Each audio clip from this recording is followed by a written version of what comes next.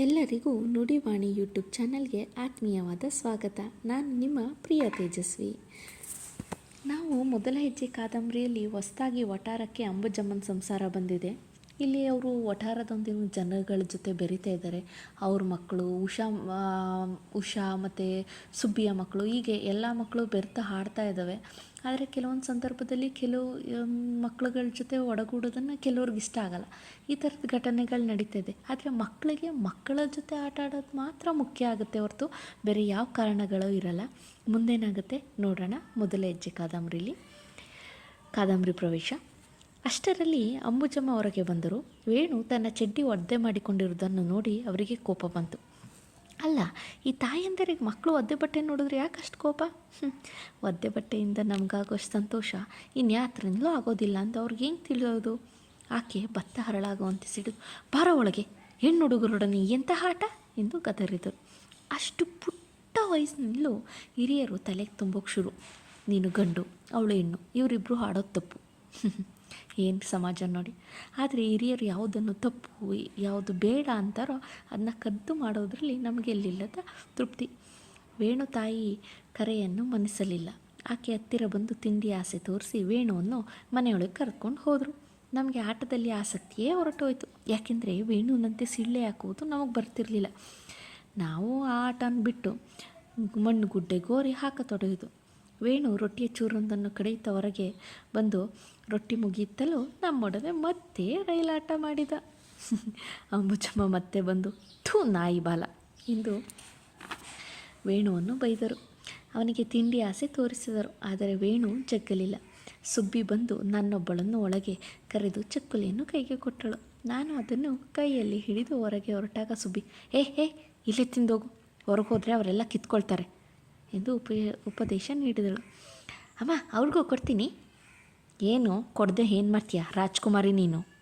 ಆಟದ ಚಪಲದಿಂದ ನಾನು ಹೊರಗೆ ಬಂದೆ. 2 ಎಳೆಯ ಕಣ್ಣುಗಳು ಆಸೆಯಿಂದ ನನ್ನ ಕೈಯಲ್ಲಿದ್ದ ಚಕ್ಕುಲಿಯ ಬಳ್ಳಿಯನ್ನು ನಾಟಿ ನಿಂತವು. ವೇಣುವಿಗೆ ಉಷಳಿಗೆ ಒಂದೊಂದು ಚೂರು ಕೊಟ್ಟೆ. ಅಂಬುಜಮ್ಮ ಧಾವಿಸಿ ಬಂದು ವೇಣುವಿನ ಕೈಯಲ್ಲಿದ್ದ ಚೂರನ್ನು ಕಿತ್ತು ಎಸೆದು, ಸಿಕ್ಕವ್ರು ಕೊಟ್ಟೆ ಎಣ್ಣೆ ತಿಂಡಿನೆಲ್ಲ ತಿಂತೀಯೇನೋ ಎಂದು ಗದರಿದರು. ಆಕೆ ಶ್ರೀಮಂತಳೇನೋ, ತುಪ್ಪ ಹೇಗಿರುತ್ತೆ ಎಂದವರು ನೋಡಿದ್ದರೋ ಇಲ್ಲವೋ, ಆದರೆ ಜಂಬಕ್ಕೆ ಮಾತ್ರ ಇಡಿಸೋದು.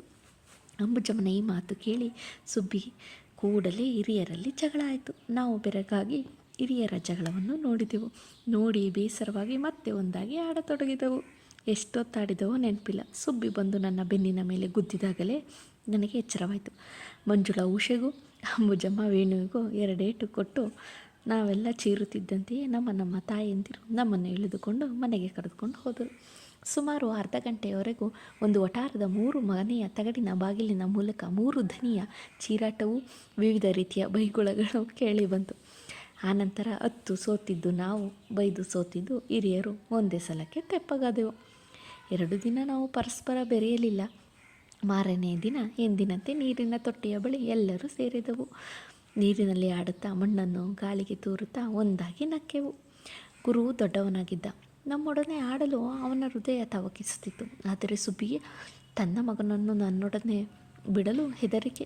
ನಾನು ಬಜಾರಿ ಘಟಂಗಿ.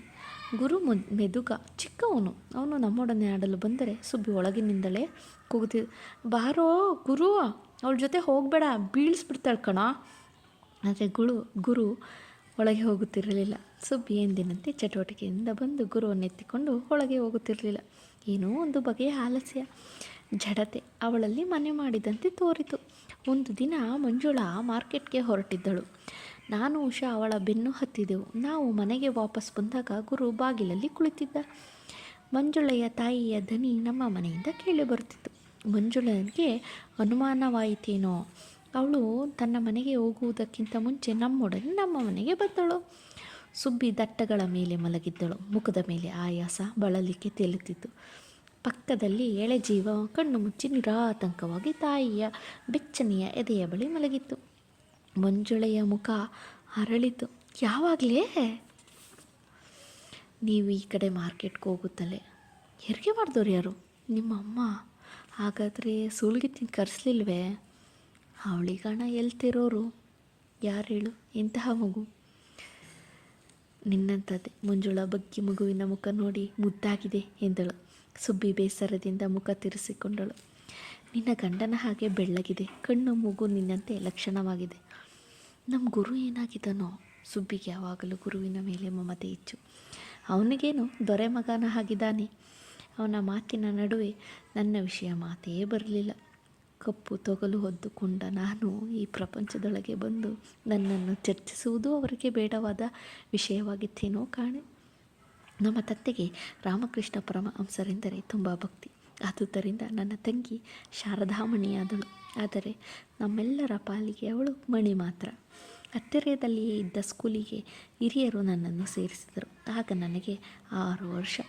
ನಮ್ಮ ತರಗತಿಯಲ್ಲಿ ಹೆಚ್ಚು ಕಡಿಮೆ ನನ್ನ ವಯಸ್ಸಿನವರೇ ಸುಮಾರು 60 ಹುಡುಗಿಯರಿದ್ದರು.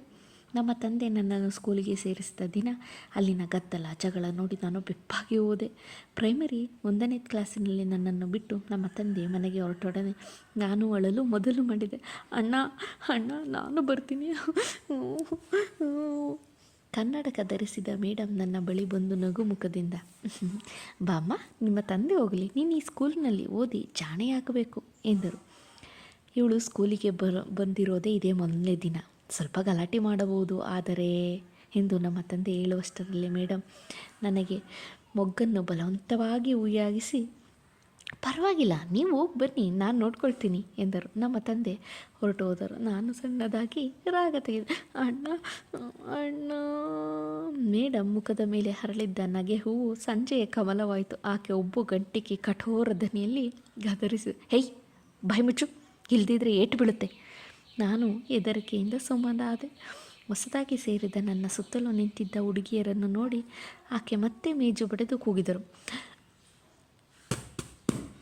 ಎಲ್ಲರೂ ನಿಮ್ಮ ಜಾಗಗಳಿಗೆ ಹೋಗಿ. ಎಲ್ಲರೂ ಹಿಂತಿರುಗಿದರು. ಮತ್ತೆ ದೂರುಗಳಿಗೆ ಮೊದಲಾಯಿತು. ಮೇಡಮ್, ಇವಳು ನನ್ನ ಬಳಪಗೆತ್ಕೊಂಡಿದ್ದಾಳೆ.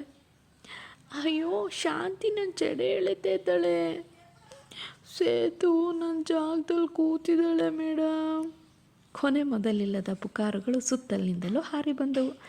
40 ರೂಪಾಯಿಗೋಸ್ಕರ ಬೆಳಗಿನಿಂದ ಸಂಜೆಯವರೆಗೂ ದುಡಿಯುವ ಮೇಡಮ್, ಅದರಲ್ಲೂ ಪ್ರೈಮರಿ ಸ್ಕೂಲಿನ ಮೇಡಮ್, ಧ್ವನಿ ದೊಡ್ಡದು ಮಾಡಿ ಕೈಯಲ್ಲಿದ್ದ ಇಂಚು ಪಟ್ಟಿಯನ್ನು ಮೇಜನ್ನು ಬಡಿದು ಸದ್ದು ಎಂದು ಅಬ್ಬರಿಸಿದರು.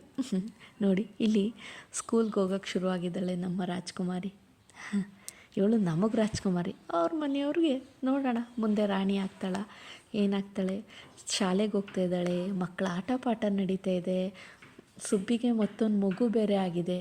ಇಷ್ಟೆಲ್ಲ ಸಂಭಾಳಿಸ್ಕೊಂಡು ಬಡಸ್ತನದಲ್ಲಿರೋ ಈ ಸುಬ್ಬಿ ಸಂಸಾರ, ಈ 3 ಮಕ್ಕಳನ್ನು ಹೇಗೆ ನಿಭಾಯಿಸ್ತಾಳೆ, ಇವಳು ಓದು ಹೇಗೆ ನಡೆಯುತ್ತೆ. ಇಲ್ಲಿವರೆಗೂ ಕಾದಂಬರಿಯಲ್ಲಿ ನಮಗೆ ಈ ನಮ್ಮ ಕಥೆಯ ರಾಜ್ಕುಮಾರಿ ಹೆಸರೇ ತಿಳಿದಿಲ್ಲ. ಮುಂದೆ ಅವಳ ಹೆಸರೇನಂತ ಕರೀತಾರೆ ನೋಡೋಣ.